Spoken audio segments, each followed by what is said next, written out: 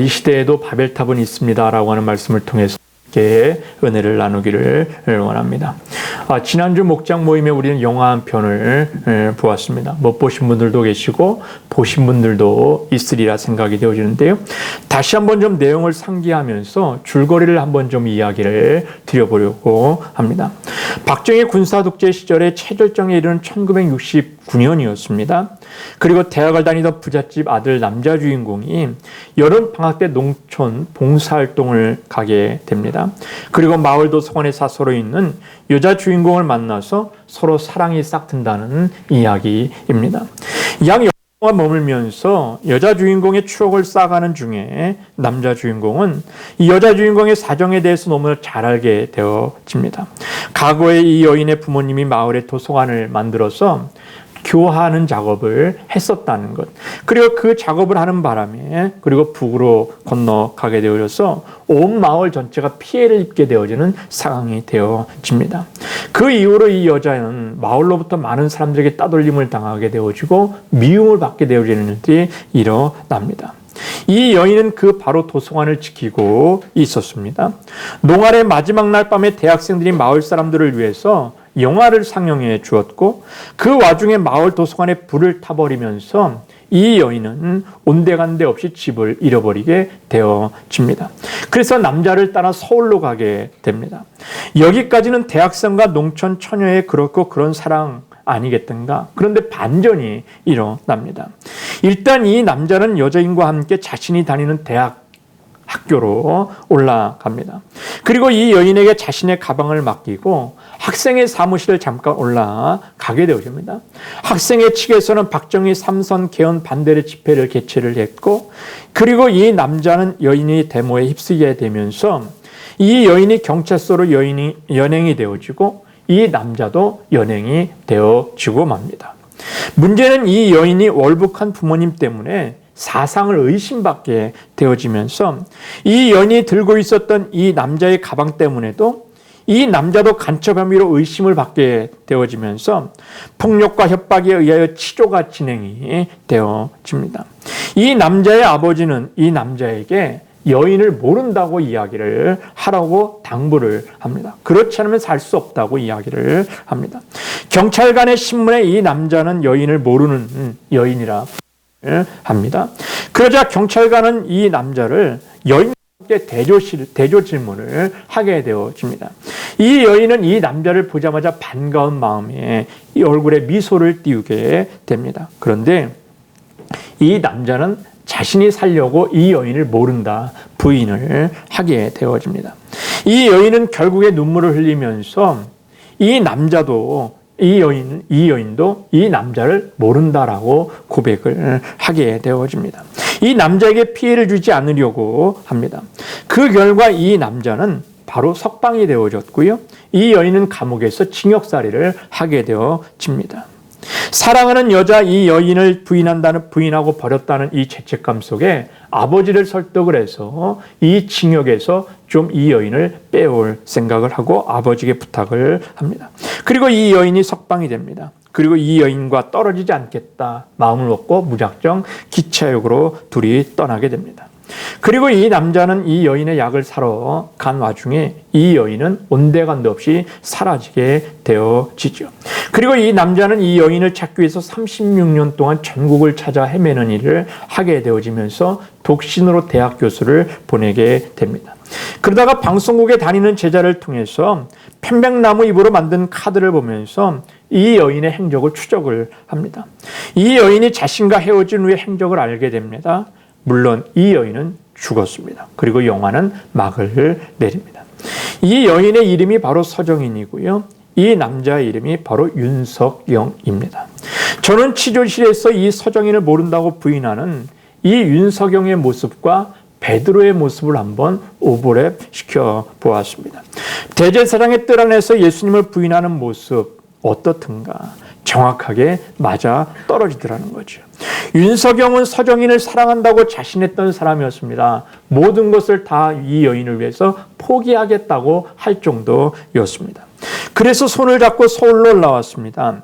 윤석영이가 농활이 끝난 후에 서정인과 헤어져 기차를 타고 가다가 중간에 내려 다시 이 여인을 데리러 오는 장면도 있었지요. 그런데 그 사랑하는 남자의 모습이 치조실에서는 자신이 살기 위해서 이 여인을 모른다. 사랑하는 이 여인을 위해 모든 걸 다 내어줄 것 같았던 이 남자의 태도가 돌변을 합니다. 나는 이 여인을 모른다. 어찌 베드로와 똑같지 않습니까? 우리는 어떻습니까? 지금도 여전히 우리는 예수님을 사랑한다고 이야기를 하면서 우리의 육신적인 유익 앞에서 세상적인 것과 하나님의 것이 충돌하면 얼마든지 우리는 하나님의 것을 내려놓고 세상의 것을 취하려고 하고 주님을 부인하려고 했지 않든가. 좋을 때는 예수님의 손을 붙잡습니다. 그리고 그 볼에 입을 맞추며 영원히 함께 갈 것 같은 너스레를 떨기도 합니다. 그런데 정작 자신의 안위의 위해가 다가오는 일이 닥치게 되어지면 나는 주님 모른다. 나는 신앙 모른다. 라고 부인하고 있지 않든가. 여러분, 그렇게 저나 여러분이나 윤석영이나 베드로나 어찌 보면 다 같은 부류인지도 모르겠다는 생각이 되어집니다. 여기서 중요한 것은 베드로가 어떻게 다시 주님을 만나느냐 하는 겁니다. 예수님의 부활 승천 후에 주어진 성령의 역사와 예수님의 기도와 은혜 때문에 그는 다시 주님의 일을 하는 자가 되어집니다. 베드로는 평생 그 흔적을 가지고 삶을 살아갑니다. 여러분, 거기에 진짜 사랑이 내포되어져 있는 거죠.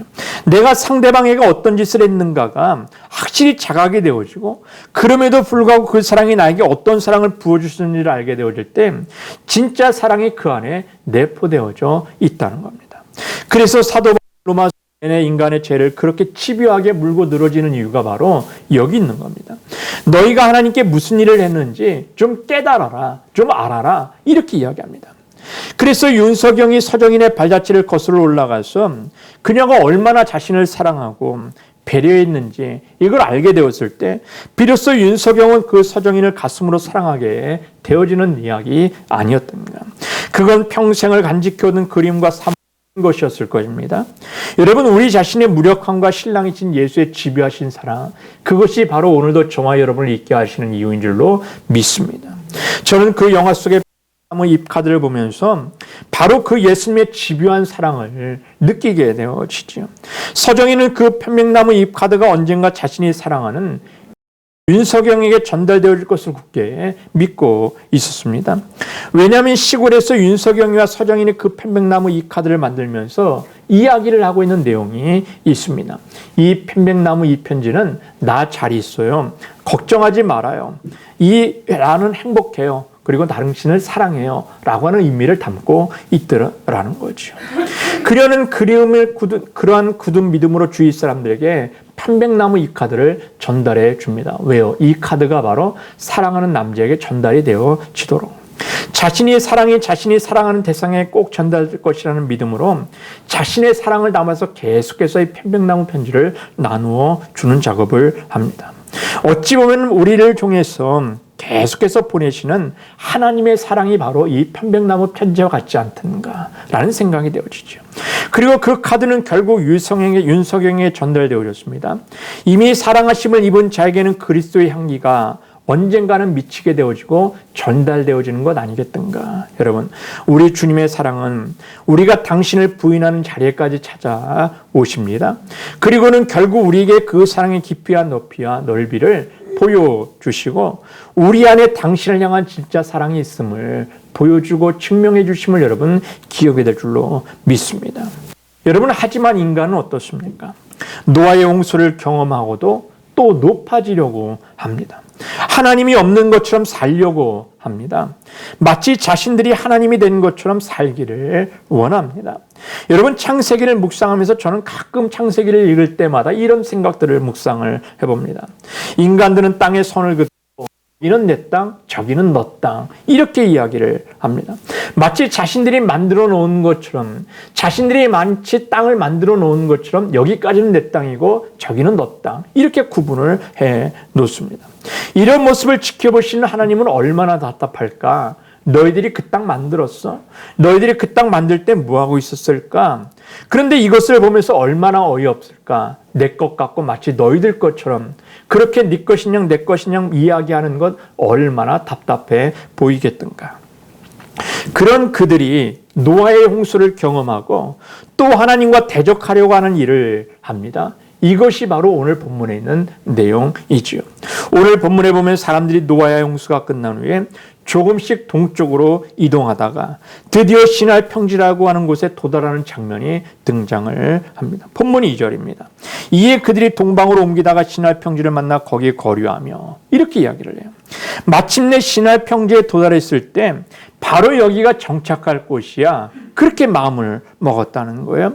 그들은 시날 평지에 도달했을 때 인간으로서는 위대한 발명을 하나 하게 됩니다. 한 가지 기술을 발명을 해냅니다. 그것은 바로 벽돌로 집을 짓는 기술이었습니다. 이때까지 사람들이 가장 어려운 일이 무엇이었습니까? 바로 집짓 일입니다. 돌로 집을 지으면 튼튼하고 좋기는 하지만 운반하기도 어렵고 다듬기도 쉽지 않습니다. 다듬기도 어렵습니다. 그뿐만 아니라 무거워서 높이 쌓을 수 없는 것이 돌이죠. 그런데 그들은 이 시날 평지에서 점토를 구우면 돌같이 단단해진다고 하는 놀라운 사실 하나를 발견해 냅니다. 그것이 3절입니다. 서로 말하되 자 벽돌을 만들어 견고히 굽자. 이렇게 이야기합니다. 시날 평지가 어디였던가? 석유가 나오는 곳 아니었던가? 아스팔트 구덩이 같은 곳이 많았던 것 같습니다. 벽돌이 유리한 점은 얼마든지 원하는 모양을 만들 수 있다는 것 아닙니까? 그들은 일단 구워내기만 하면 돌처럼 단단해지고 역청으로 연결시키기만 하면 이론적으로 무한히 높은 건물을 쌓을 수도 있다는 거예요. 인간에게는 일단 혁명적인 아주 발견이었고 발명이었다는 거예요. 그들은 이 기술을 가지고 무엇을 했던가? 그들의 집만을 지었던가? 엉뚱한 일을 해냅니다. 이것이 문제입니다. 4절을 보니까 또 말하되 자 성과 대를 쌓아 대 꼭대기를 하늘에 닿게 하여 우리의 이름을 내고 온 지면에 흩어짐을 면하자. 이렇게 이야기합니다. 그들이 이 놀라운 기술을 개발하고 나서 어떤 특별한 성과 높은 탑을 세우기로 결정을 합니다. 탑 꼭대기를 하늘까지 닿게 하자고 그들이 결단하고 그들이 여론을 몰아갑니다. 높은 탑을 세워서 인간의 지혜와 위대함과 기술의 위대함을 선포하는 것 아닙니까? 높아지려고 하는 의도를 지금 드러내고 있는 것 아니겠습니까? 흙으로 벽돌을 구워서 사람들이 살 수 있는 집을 짓는 것, 여러분 잘못된 건 아니죠. 그것은 하나님께서도 기뻐하시는 일이고 원하시는 일일 겁니다. 하나님께서는 우리가 매일 하나님을 두려워하면서 금욕적인 삶을 살기를 원하지를 않으세요. 옷 한 벌 가지고 궁색하게 삶을 살아가는 것을 원하지를 않으세요. 우리의 삶, 집도 짓기를 원하십니다. 우리의 생활 가운데 편리하게 만들기를 원하시기도 하세요. 그런데 사랑하는 여러분, 지금까지 이 사람들은 집이 그래서 비가 오면 아마도 동굴 여기저기 피해 다녔고 나무 그늘에서 그들이 피할 곳을 씌웠는지도 모르겠어요. 지푸라기로 얼기덜기 서게해서 그들이 초가지붕 같은 곳에 살고 있었는지도 모르겠어요. 감히 하나님을 거부하거나 하나님께 도전하려고 생각하지도 그들은 못했습니다. 그들은 그저 동물들이 따라다니는 곳, 움직여지는 곳으로 따라다녔습니다. 왜요? 그 동물들을 잡아 식량으로 삼았기 때문에. 갈들이 맺어진 곳으로 가서 식량을 삼았기 때문에 그들은 여기저기 옮겨 다닐 수밖에 없었습니다. 그런데 벽돌이 발명이 되어지고 나서는 그들이 이제 힘들게 고생할 필요가 없습니다. 여기저기 다닐 필요가 없습니다. 그리고 이제 집을 짓고 이제 동물들을 잡아다가 가축으로 기르면 됩니다. 이제 밭을 경작을 하면 됩니다. 그러면 그들은 이제 힘들게 여기저기 돌아다니지 않아도 되어지는 겁니다. 그런데 그들이 주신 이 지혜를 가지고 감히 하나님을 거부하거나 하나님께 도전하려고 생각하지를 못하는 것 아니겠습니까? 그런데 그들이 벽돌 하나를 만들기 시작했을 때 생각한 것이 무엇인가? 이 벽돌 하나로 하나님을 몰아내자는 겁니다. 벽돌로 완벽한 탑을 쌓아서 하나님의 간섭에서 우리가 벗어나자는 겁니다. 벽돌을 던지거나 쌓아서 하나님을 몰아내자. 이런 결단을 그들이 지금 하고 있는 겁니다. 벽돌 한 장으로 사람들은 이런 엄청난 생각을 지금 하게 됩니다. 인간은 벽돌을 발견하기 전에 하나님을 기억하는 것이 아니라 지금 이 벽돌을 발명해낸 인간을 더 지금 높이 취급하고 있는 거지요. 한마디로 우리가 힘을 합치니까 되네. 우리가 지혜를 모으니까 되네. 우리가 하나님이 없이도 얼마든지 할 수 있는 것 아니겠어? 그러니 우리가 협력하면 돼. 우리가 지혜를 모으면 돼. 우리가 아이디어를 내면 돼. 그러면 우리는 하나님과 더 높아질 수 있어. 이런 생각을 하고 있는 거죠. 이 벽돌로 탑을 하늘까지 쌓게 높이 쌓자. 그리고 우리가 흩어지지 말자. 이 벽돌이 우리가 원하던 가장 놀라운 인간의 기술 아니겠어? 인간의 지혜의 절정 아니겠어? 우리 이 벽돌로 하늘까지 올라갈 수 있는 탑을 쌓자. 이것이 바로 어리석은 인간의 생각이었습니다. 그렇습니다. 신할 평지에서 발명해낸 이 벽돌은 가히 혁명적이었습니다. 이젠 돌아다닐 필요가 없습니다. 고생할 필요가 없습니다. 미리미리 잡아서 이 우리 안에 넣어놓고 가축을 길러 잡아먹으면 됐고요. 이제 그들은 편안한 집에 살면 됐습니다. 그런데 이 벽돌 한 장이 사람들의 마음을 싹 바꾸어 놓았습니다. 이제 그들이 싸우려고 하는 것이 무엇입니까? 자신들을 찬양하는 신전이었고요. 사랑하는 성도들, 우리의 마음을 흔드는 것이 여러분 무엇일까? 거창한 것일까? 여러분 어떻다고 생각이 되어집니까?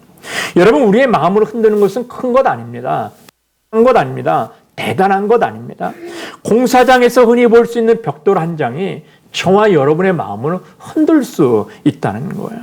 믿음을 저버리게 할 수 있다는 거죠. 저와 여러분이 가지고 있는 조그만 지식 하나가, 지혜 하나가 하나님과 대적하자, 이런 마음을 갖게 할 수도 있다는 거예요.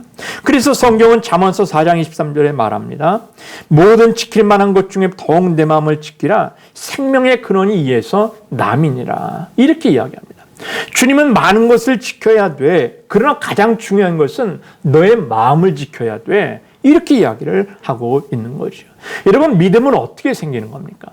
마음으로 믿어 입으로 주로 시인하는 자들의 삶을 살아갈 때 우리는 구원을 얻는 건 아니겠습니까? 그만큼 마음은 중요하다는 거예요. 그러니 마음을 단속하라고 이야기를 하고 있는 거죠. 여러분, 가룟 유다가 왜 죽습니까? 예수를 팔 생각을 마음에 집어넣었더라. 마귀가 그 예수를 팔 생각을 가룟 유다의 마음속에 집어넣음으로 말미암아 가룟 유다가 죽습니다. 다윗의 마음에 음욕을 품어 망하게 되어지는 일들이 일어납니다.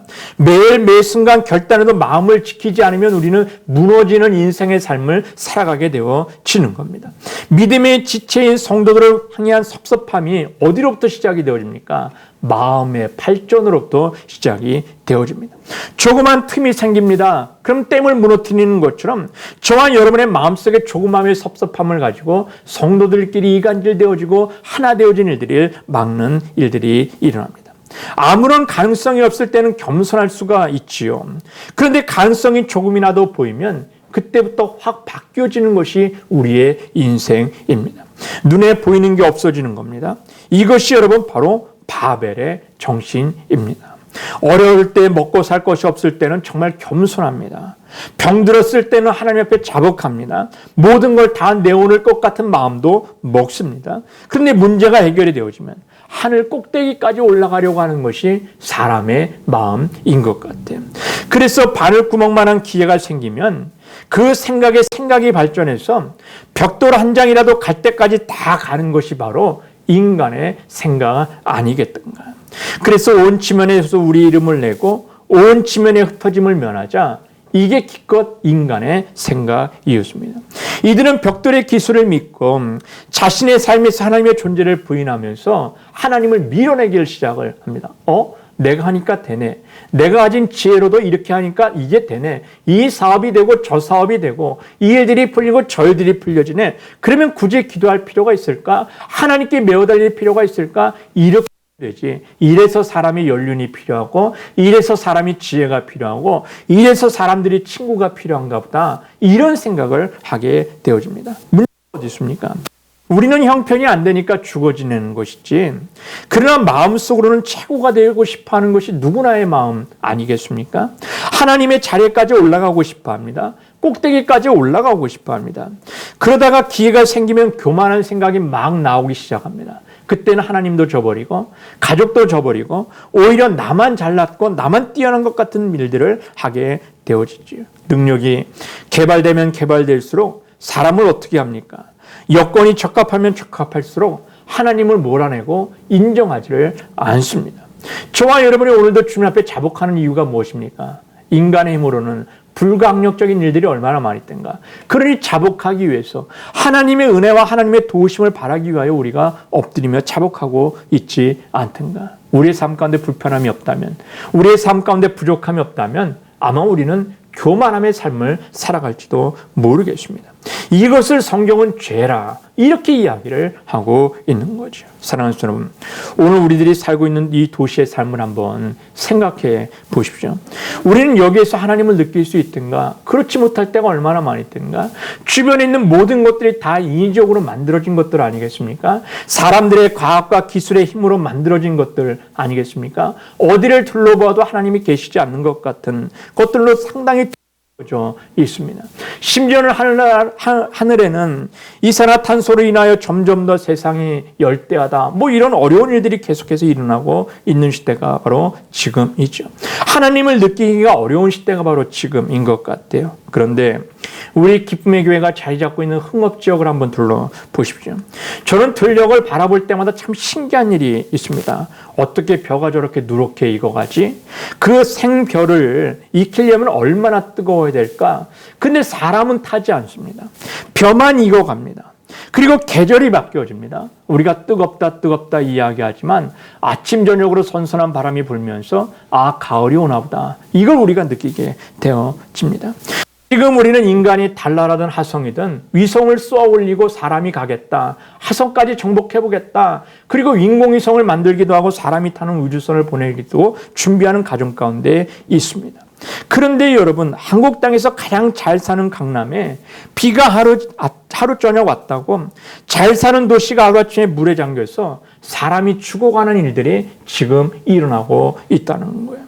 여러분, 이것을 들여다보면서 과연 인간이 위대할까? 이런 생각이 되어지죠. 21세기에 달나라를 우주선을 보내는 이 마당에 세상의 모든 것을 할 수 있을 것 같고 생명이 곧 정복될 것 같은 이 시기의 가운데 하루아침에 물 내렸다고 사람들이 죽어가? 그것도 이 대한민국에서 가장 잘 사는 나라의 동네에서 사람들이 죽어간다. 과연 이게 이해할 수 있던가? 그러면서 우리가 하나님이 없다고 말할 수 있습니까? 그러면서 얼마든지 주의를 깊게 살펴보면 하나님이 계시는 것 아니겠습니까? 하나님을 느끼는 자의 삶을 살아갈 수 있는 것 아니겠습니까? 비가 조금만 많이 오면 우리는 홍수라는 것을 보게 됩니다.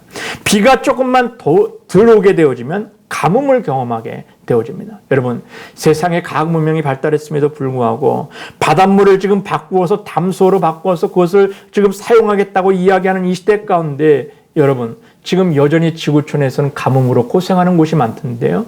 여전히 홍수로 고생하는 곳이 많아서 식량이 없어서 헤매이는 자들이 얼마나 많이 있던가. 이것이 바로 21세기에 현시된 것 같아요. 사랑하는 여러분, 우리는 어찌 보면 지금 바벨탑 안에서 삶을 살고 있는지도 모르겠습니다. 하나님은 전혀 보이지 않고요. 기술의 위대함과 돈의 위대함과 학벌의 위대함에 대해서는 그렇게 잘 이야기를 하면서 하나님의 위대함에 대해서는 이야기하지 않는 시대가 바로 지금 아니겠는가. 바벨탑을 쌓는 사람들은 벽돌 하나만으로 하나님을 바꿀 수 있다 생각을 합니다. 우리가 가진 기술로, 돈으로, 인간의 문명으로 얼마든지 하나님을 가리울 수 있다라고 생각을 했는지도 모르겠습니다. 그러나 여러분, 사람이 하나님을 가릴 수 있습니까? 사람의 기술과 사람의 문명으로 하나님을 가릴 수 있습니까? 하나님은 얼마나 크신 분이십니까? 우리의 기술로도 가릴 수 없고요. 우리의 인간의 문명으로도 가릴 수 없는 분이 바로 크신 하나님 아니시겠습니까? 사람들의 이 교만에 대하여 하나님께서 지금 어떤 반응을 보이시든가. 5절에 보니까 여호와께서 사람들이 건설하시는 그 성과 탑을 보려고 내려오셨더라, 이렇게 이야기를 합니다. 여호와께서 인생들의 쌓는 성과 탑을 보시려고 지금 방문하셨다는 거예요. 하나님은 지금도 저와 여러분을 방문하세요. 두 가지의 방법으로 방문하세요. 하나님께서는 하나님을 믿는 자에 대한 방문을 지금 하고 계세요. 하나님께서는 믿는 자를 방문하시면서 아주 강한 성령의 충만함의 은혜로 역사하시는 것임을 여러분 믿어야 될 줄로 믿습니다. 평소에는 무지가 사람들의 눈을 가리워서 내 자신을 들여다보지 못하고 내 주변을 들여다보지 못하는 일들이 일어납니다. 나는 꽤 괜찮은 사람이었습니다. 나는 꽤 잘난 사람이었고 멋있는 사람이었습니다. 그런데 주님의 성령이 임하니까, 성령의 충만함의 역사가 임하니까 내 눈에 가려졌던 것이 벗어집니다. 내가 얼마나 추악한 인간이었던가, 내가 얼마나 재만한 인간이었던가, 그리고 주님 앞에 자복함이 애통하는 역사가 일어나게 되어지더라는 거죠. 너무나 괴로워서 애통하며 뒹구는 역사가 일어납니다. 그리고 나서는 하나님의 은혜가 부어지고 하나님의 기쁨이 부어지는 일들이 일어나게 되어집니다. 그리함으로 말미암아 우리는 매번 예배를 통해서, 매번 말씀을 통해서 다시 살아나는 놀라운 믿음의 역사를 경험하게 되어지죠. 사람이 완전히 바뀝니다. 이것이 하나님께서 믿는 자들을 방문하시는 하나님의 놀라운 성령의 충만함의 방문이지요.